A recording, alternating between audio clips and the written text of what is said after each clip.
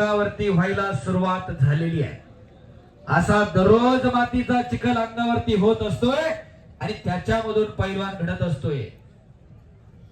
नाहीतर जत्रेला बॅनर लावणारे गावभर पै नावाची जरा बघा.